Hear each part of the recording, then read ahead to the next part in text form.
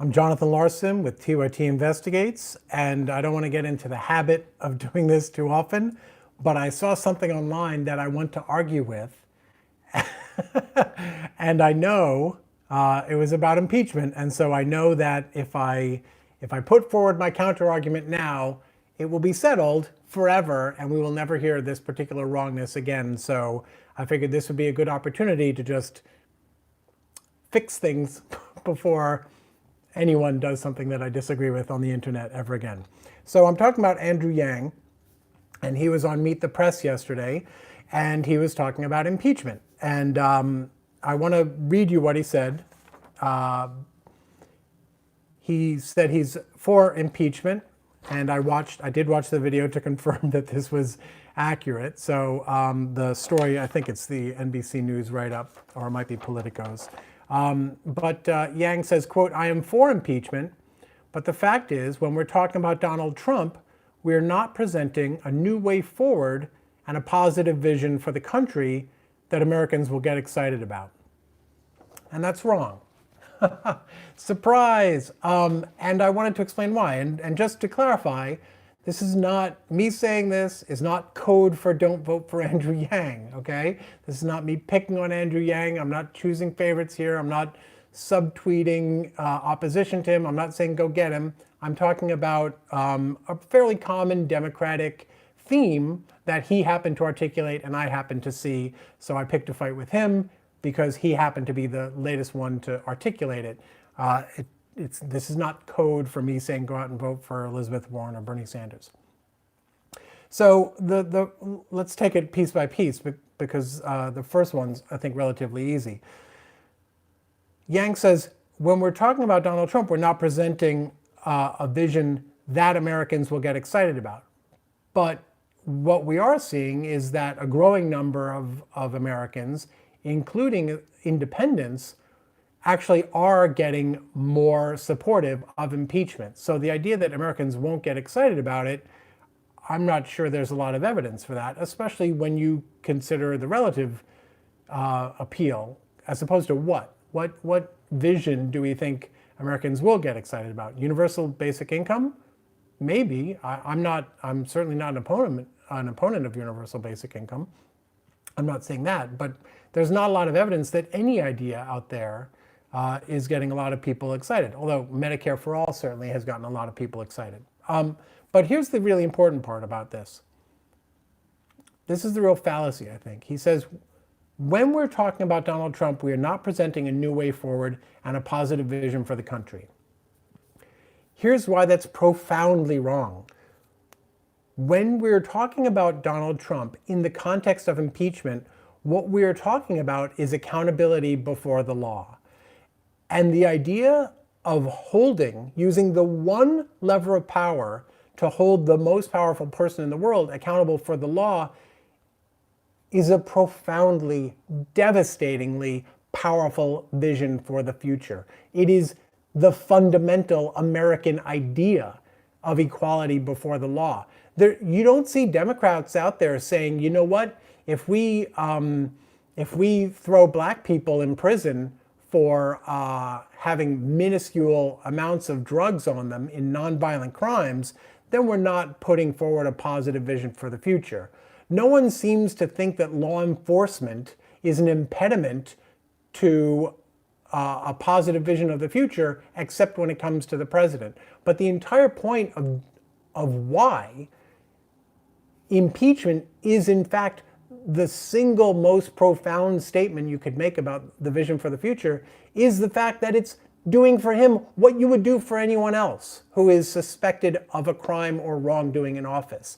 And the idea of using every mechanism of power, every lever of accountability, and apply it to the most powerful person, that sends a signal to the rest of the country about equality, about the basics of equality, right? Who's going to buy the idea that Democrats are going to bring about equality, economic equality, or social justice equality when they can't do the thing that's in front of them about something that's already happened?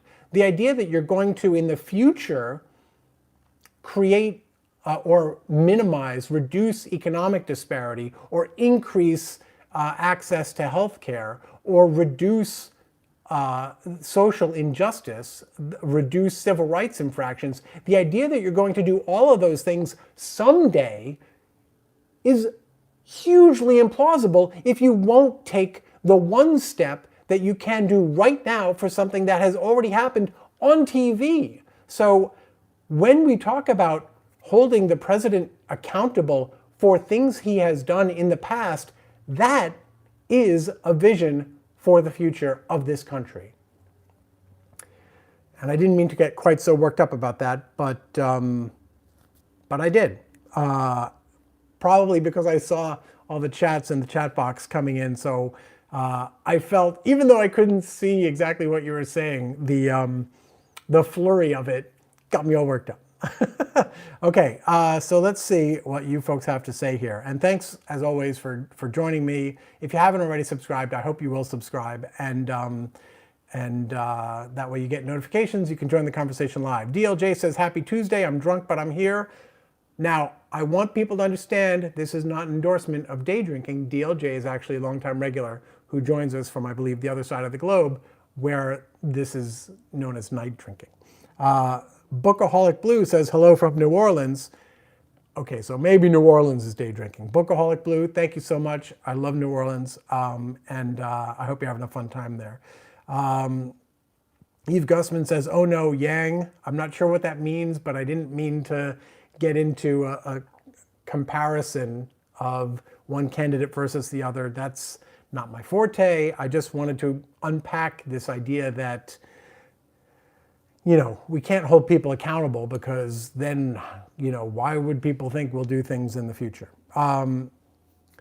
DJ Raiders says, you're wrong. Spygate and bribes, they're trying to make people look the other way. I don't know what that means, DJ. If you could flesh that out a little bit, I can maybe address that a little bit more intelligently. Mr. Elder says, good morning, everybody. Kalita says, okay, I'm listening, but I'm also cleaning.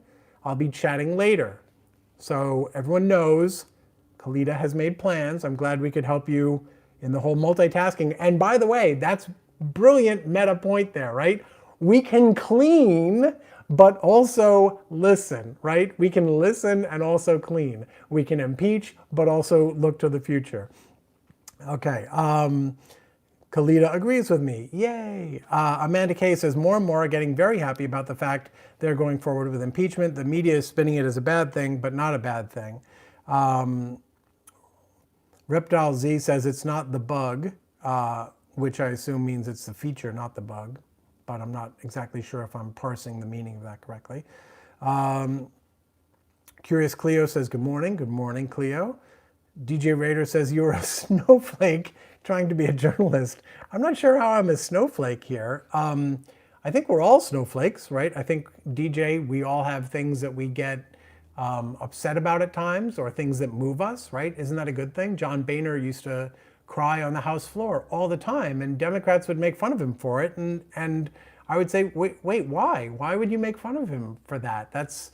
He's being human, he's being vulnerable. So I'm not sure in what sense I'm being a snowflake here, but I'm sure there are times I am a snowflake. And DJ, I just want you to know, if there are times when you are a snowflake, and I hope there are times when you can be vulnerable in that way. I want you to know you are welcome here to be a snowflake or not to be. As for trying to be a journalist, that is correct. I am trying to be a journalist. I've been at it. I've been trying for quite a while. So hopefully I'm managing to succeed once in a while. Alice Murphy says, good morning, everyone. DJ Raider says, bye, snowflake. Bye, I guess. I hope you're still around, DJ, but since I just addressed your comment. But if you are gone, sorry we lost you. Bookaholic Blue says, that was worked up. Yeah, well, I'm Nordic, so worked up for me is like using my hands for a minute. That's how worked up we get. Skywatcher 9928 says, hello there. Daniel Norman says, Trump is threatening to shut down the government if Democrats don't stop the impeachment. So we've got a potential government shutdown coming. I believe it's November 21st. And, you know, the question is, will Trump sign off on a budget deal to continue funding the government if impeachment proceedings continue to move on? And Trump has said both things, as far as I'm aware, that no, he would not, and who knows? Who knows what'll happen? In his remarks yesterday, there was a gaggle when he got off the helicopter at the White House. He said a number of things that were just immediately contradictory of each other. He said, "I don't know if I would call the whistleblower a fraud." He said, "I wouldn't go so far as to call him a fraud, but if I read what he actually said, then I would call him a fraud." So I wouldn't call him a fraud. I would call him a fraud. And then he also said the media is reporting who the whistleblower is, why, and then complains, why aren't the media reporting about it? Now that one's a little unfair because there he's kind of got a point. He was just inartful about how he described it. There's a very niche outlet that reported on the whistleblower, the person who first described the July call with Ukraine, and that person's identity is protected by law, of course. But a right-wing, actually, I don't know if that's true. A niche media site, not one of the big mainstream media sites, reported on speculation about who the whistleblower might be. Sorry, you can't see what's going on down here. This is why I'm distracted. But the mainstream media have not. So Trump didn't really contradict himself there, but he was using such shorthand that I don't think most people understood that he was saying the niche media have already reported the whistleblower's identity. Why don't the mainstream media pick up on it? DeCobbler says, "Cat." I'm not sure who that's to, but I hope you guys are connecting. That's Not Funny says, "Where did you see that?" Oh, are you talking about the Trump threat to on the shutdown? I think that's out there pretty widely, but maybe someone could post a link for That's Not Funny. Dave C. says, "Impeachment isn't motivating because yes, Trump is blatantly corrupt, but in all likelihood he will be replaced with someone just as corrupt but more low key about it." So I think that's I'm not sure if corrupt is precisely the right word. I don't think we can expect Mike Pence to engage in emoluments violations at quite the pace that Trump seems to have. But I think you're probably right that Mike Pence would execute a pretty similar agenda, if not more extreme in some regards, without committing some of the political and strategic blunders that have made Trump more easy to block in some respects. So in that regard, I think you're probably right that he would be replaced by someone who was similar in effect, but perhaps more efficient at executing what they were trying to do. But I'm not sure that means it's not motivating. I still think, and I think, you see a lot, I mean, you at one of the, I think at the baseball game, right, I guess it was a World Series game, and I'm calling it a baseball game because I don't care about sports. There were people holding up signs saying impeach. When people don't like the president and they think he has committed impeachable offenses, the prospect of not impeaching them, I think they find infuriating. And the prospect of impeaching him, they find satisfying and motivating, I would venture. The Juice says, "Look, I always listen to this." Sorry, I lost you there, Juice. "I always listen to this live stream while cleaning, doing it right now too, LOL. Okay, that's two now who have got me as their soundtrack for their cleaning chores. So I'm happy to be of some distraction while you're working away, sweeping up or polishing the chrome or whatever it is you're doing. That's Not Funny says impeachment is the right way to go. And I think that's the bigger point. That's not funny, which is that when Democrats, and I don't mean to single out Andrew Yang here because he's by no means the only one doing it, when Democrats apply these political calculations and say, well, if we're talking about Donald Trump, then we're not focusing on our political vision for the future, too bad. It's your job. It's your sworn oath. You swore to defend the Constitution. That means pursuing impeachment when there are potentially impeachable offenses to pursue. It does not mean you do it when it's politically convenient. It's just too bad. That's the job. That's why you swear the oath, precisely to prevent you from applying political calculations to whether or not you're going to do it. Jessica says, so how many people understand who takes the president's seat after impeachment? It looks like Pence will be implicated as well. He may be implicated, but if it's far-fetched to think that Trump is going to be removed from office by a Senate vote, I think it's much more difficult to imagine Pence being removed. And there would be far less public opinion for it. Now, that said, those are all political calculations. So just because I'm rendering those political calculations doesn't mean that the people whose job it is to pursue them shouldn't go ahead full bore regardless of the political calculations. I'm just saying predicting, which is a horrible thing. We should not be in the business of predicting.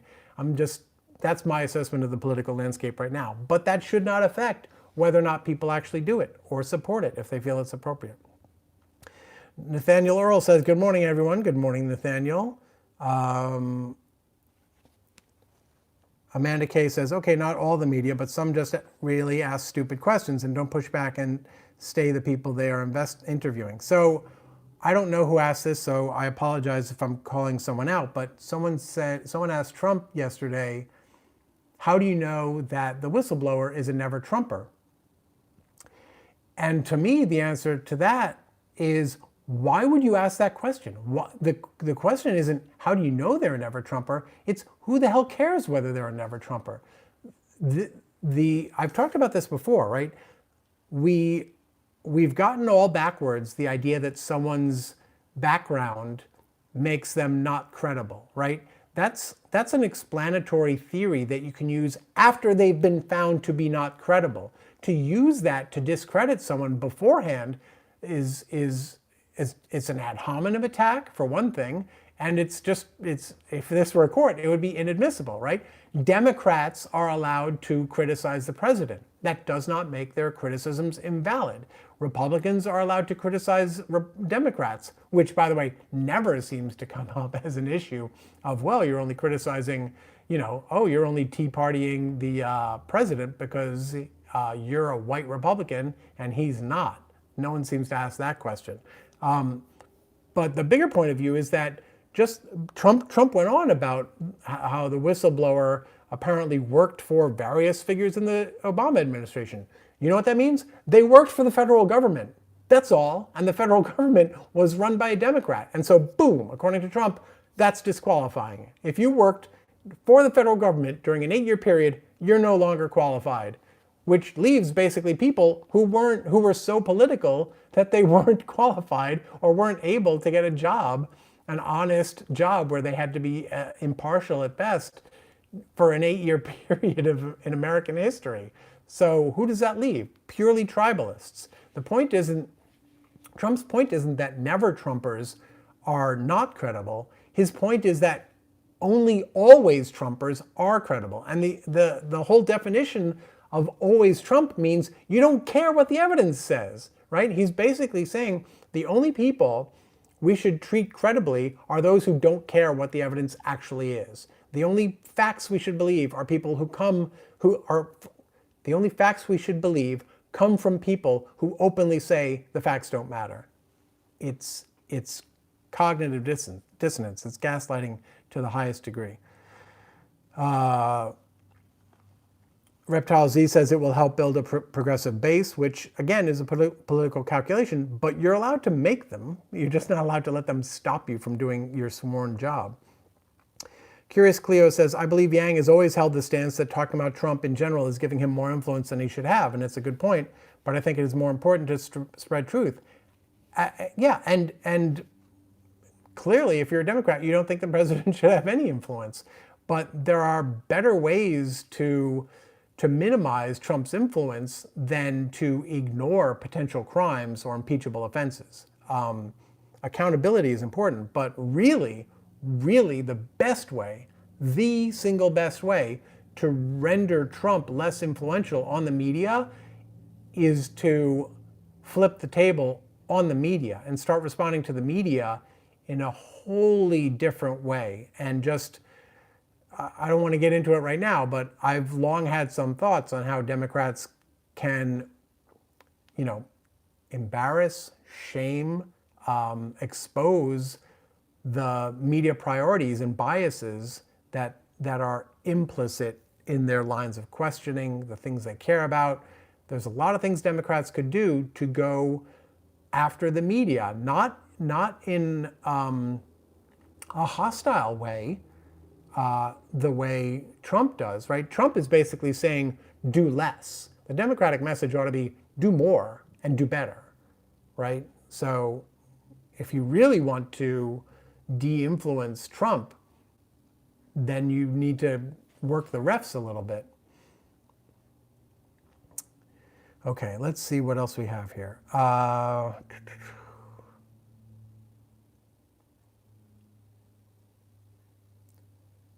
William Martyr says, the thing preventing a peaceful coup is the people who think it's not possible, and then inertia of organizing a meaningful national strike of non-essential personnel to send the SOS to our military. So I'm not sure what you mean by a peaceful coup, but I think the dynamic you're talking about is super common in our politics, especially on the Democratic side. The idea of negotiating with themselves. They decide beforehand, you're not electable, so you're off the table. That idea is toxic, so it's off the table. We can only do what we think the other side will allow us to do. We can only put forward the people we think the other side will somehow give a pass. Even though no matter who you put up, they're going to call them a socialist. No matter what idea you put forward, they're going to call it socialism. So I've talked before about this scene from the Harrison Ford movie about not being apologetic. Right? Whatever they accuse you of, not only own it, take it a step further. It's the lack of shame, right? So often Democrats put forward ideas with a sense of, I'm so sorry to trouble you with improving your lives, but I was hoping maybe we could not have billionaires anymore, and in return, possibly your kids might have health care. I'm just spitballing, like, own it, be proud of it. Be morally offended by the opposition. Have the same courage of the convictions that the people doing wrong have. Dave C. says, can you do a deep dive on Kristen Sinema? Isn't it Kirsten? Do I have that wrong? Because I don't think anyone knows where she stands or what her priorities are. Well, I would guess at this point someone's done a pretty decent policy roundup. There are websites out there that do policy summaries and all that. So maybe someone can post a link. But in terms of what we do reporting on, I think most of you folks watching know already that we do investigative stories, original reporting, as opposed to sort of analyses of policy positions and stuff like that. Do we delve into it occasionally as commentary? Sure, but in terms of focusing on one Senate candidate and going that deep on their policy, that's, if you look at what our work product is, you won't see a lot, if any, of that. Amanda Case says it should not be determined by if it's a good time for the party or not. We, the people, put our faith in them to do the job we put them there to do. And there are a few people I applaud more than people who in Congress who did the right thing and lost their seat for it. Like, that's the job. That's the job. If you can't make the politics work and it costs you, thank you for your service, but too bad. You still have to do that. That's the course you have to take. And that's true in lots of jobs, right? Lots of jobs require you to do the right thing, even if it might cost you in your career, in whether or not you even have the job. You are still obliged to do the right thing. There are doctors who have to do the right thing, lawyers who have to do the right thing, journalists who have to do the right thing. You have to do the right thing. Curious Cleo says, if you ever need a North Carolinian for a story, let me know. I'd love to help. Well, thank you, Cleo. Thanks so much. That's very kind of you. And I'll keep it in mind. But if you have anything that you have in mind, send me a DM at Twitter. I'm at JT Larson on Twitter. So, we can have a conversation there. I'm curious what you're thinking. William Martyr says, yes, stop the narcissistic tactic of trying to discredit the messenger. The law is the law and it's been broken. Jessica says, so politically we leave Pence because he's just been knowledgeable of and partook in this Ukraine scandal. he does know how wrong it was and basically relayed Trump's message of quid pro quo. He should be impeached as well.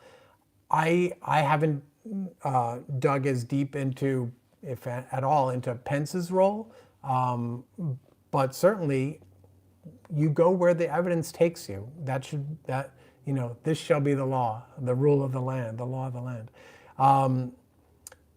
Let's see what else we have here. Mr. Elder, I just had you, and then of course it did an auto refresh, and then boop, it is gone. Mr. Elder says the most important thing is Trump knows nothing. It's proven by him going out and lying every day. He lies to cover up his stupidity and lack of knowledge of anything. Okay, I don't know that. I went through this whole thing with Bush as well. I don't know if I would call them stupid precisely. I think something more interesting is going on there. Kalita says, if you're a Democrat, you don't want the president to have any influence. Is that why some of them voted for his proposed military budget? I think that also raises a really good, interesting, important point, which is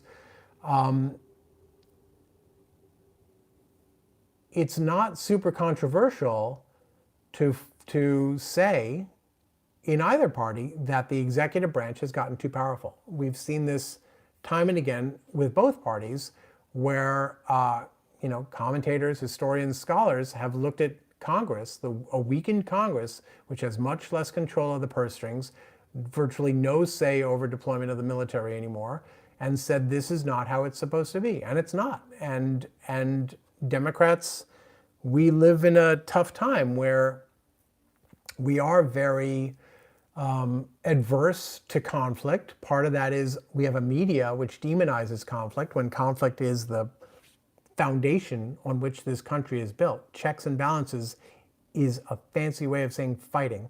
And the media punish politicians for fighting.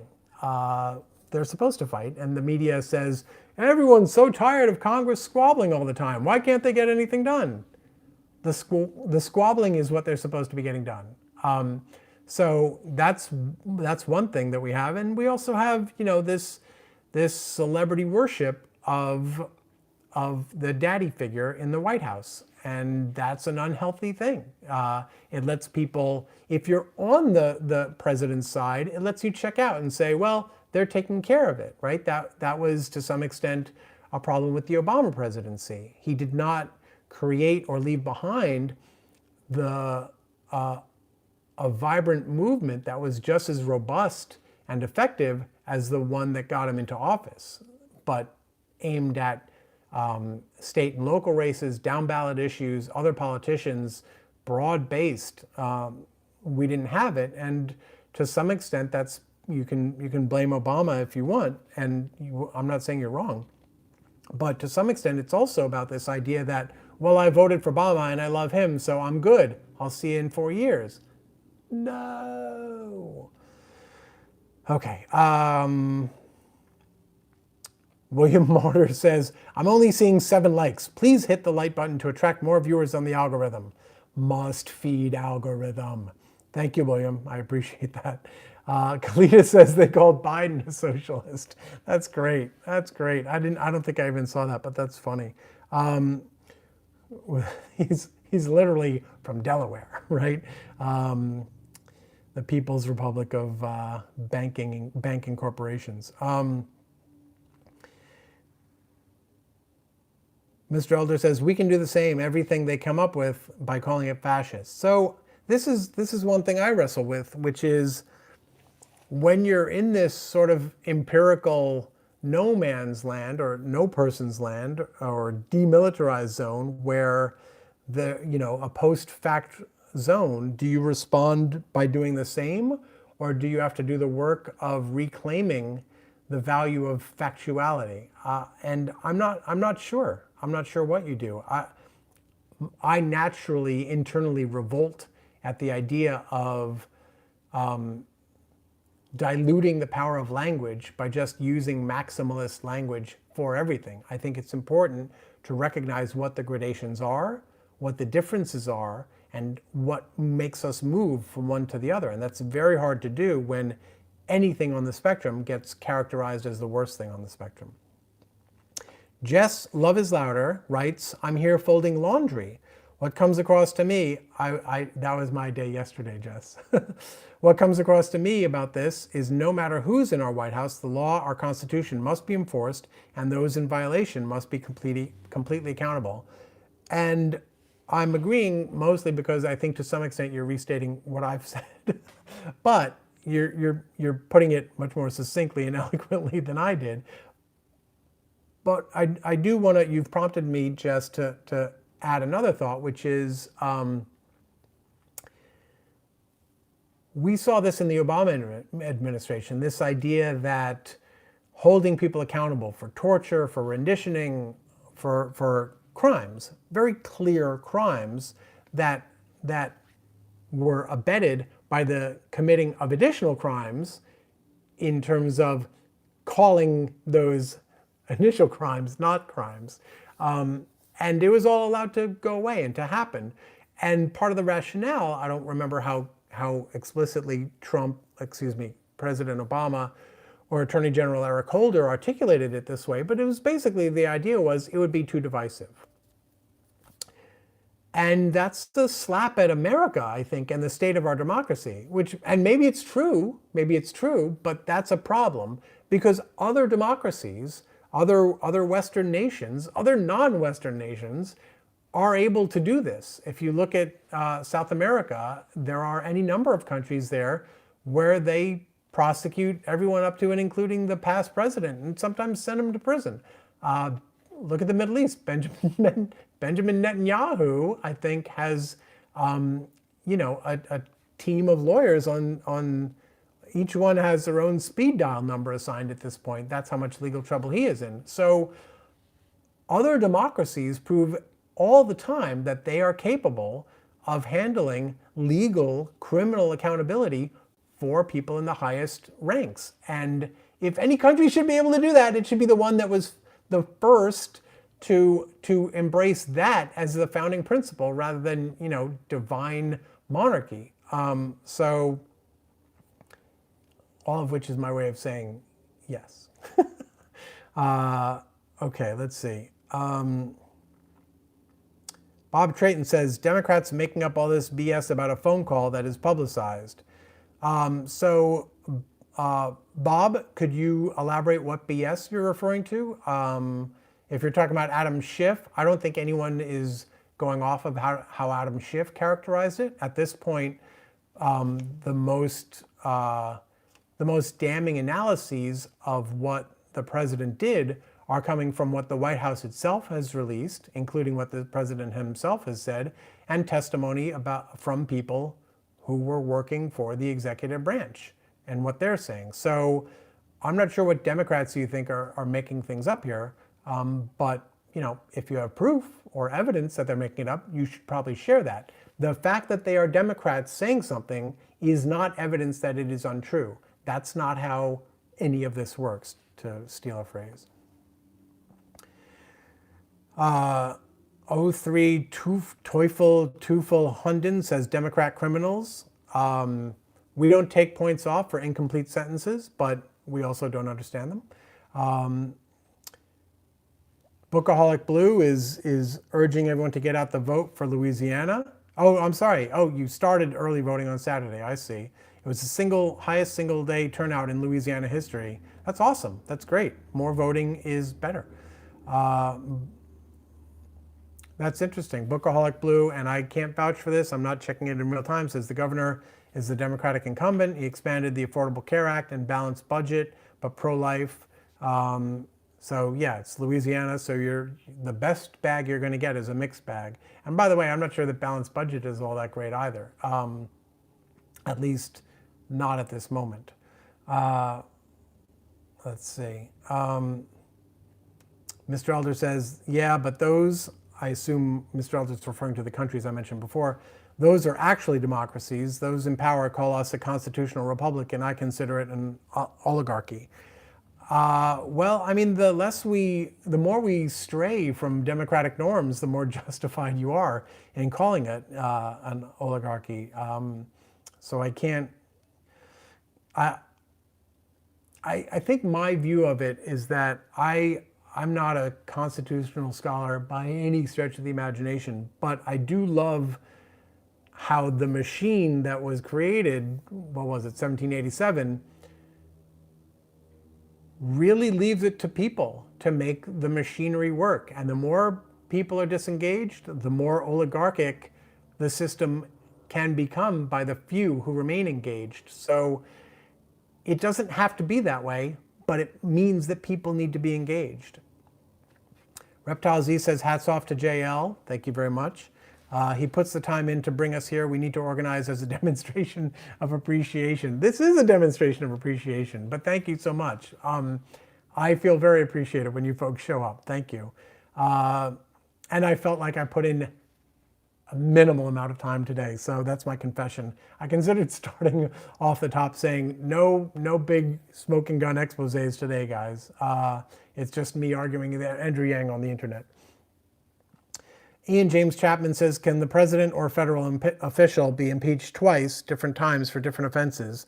Correct me if I'm wrong, but I think the House can vote to impeach whenever and how often it wants. I'm not even sure that that double jeopardy applies, because it's not, they don't apply criminal penalties. So someone correct me if I'm wrong, but as far as the House generally, in terms of what it's allowed to vote to do, there are very few limits on that.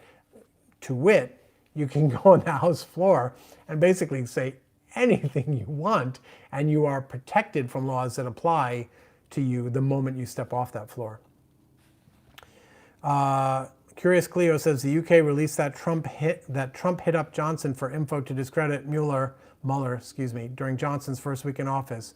It should be checked out as it shows another leader he is trying to use for dirt. And I'm not up on the Johnson stuff, the Boris Johnson stuff, but I've certainly seen mention of it, of course. One thing that if I were a little bit more diligent, or wanted to look into was, what other corruption cases are there in Ukraine, especially ones with potential implications for market transparency, right? That's ostensibly the primary reason the U.S. cares about corruption in Ukraine, right? Why in theory would we care? Well, the idea is that we want additional markets to be places where U.S. companies or EU companies can operate with some degree of stability and confidence and reliability. And the more corruption you have, the less possible that is. So that's generally the impetus behind ensuring that there's a minimum of financial corruption. And so the notion that in July of 2019, the board of Burisma Bank back in 2016 or whatever it might have been, was the most pressing, or the third or 10th most pressing corruption case in Ukraine with implications for international commerce, I'd love to see someone draw up a list of what cases actually mattered, right? Because it's not necessarily so much that Trump he raised the issue of a company for which Biden's son worked.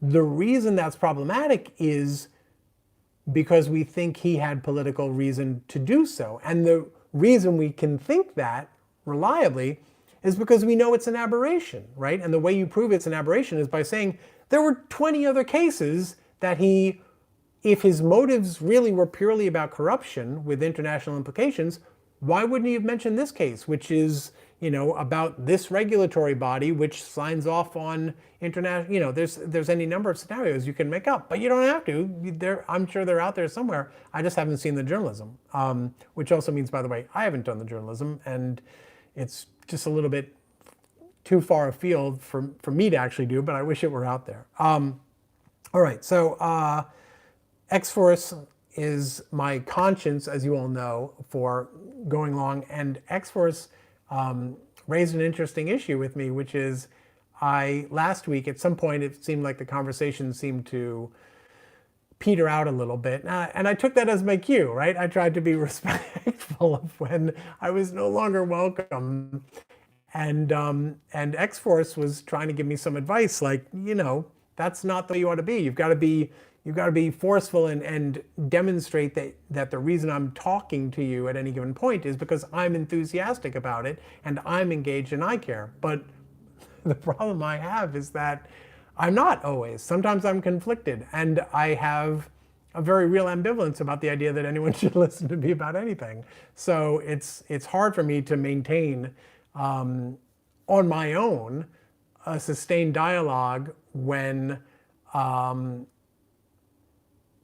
you naturally are going to hit patches where you're ambivalent or thoughtful or conflicted or uninformed, right? And to me, there's something a little unnatural and a little unhealthy about being able to keep going full force with undeterred enthusiasm about things that you shouldn't have undeterred enthusiasm about.